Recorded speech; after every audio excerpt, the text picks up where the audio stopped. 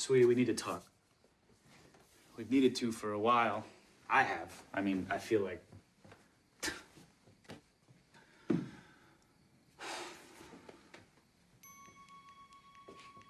Can you sit?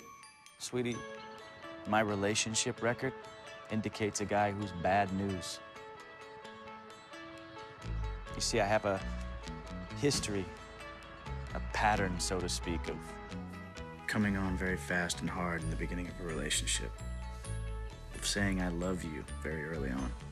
It's not as if how many of them I've said it to is not an understandable question or concern, but if it's all right, it's just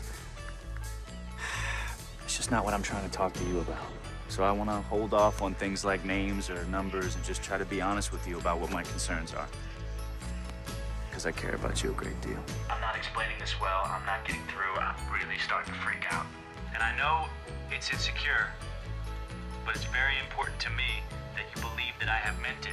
Absolutely every time I told you that I love you. Every time. I know I should have told you some of all this about me sooner, before you moved all the way out here, which, believe me, meant so.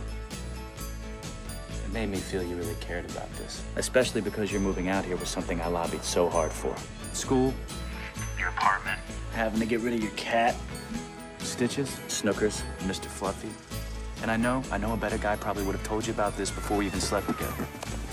And despite how incredibly magical and ecstatic and right it was, can you imagine what it takes to tell you this? That I'm terrified?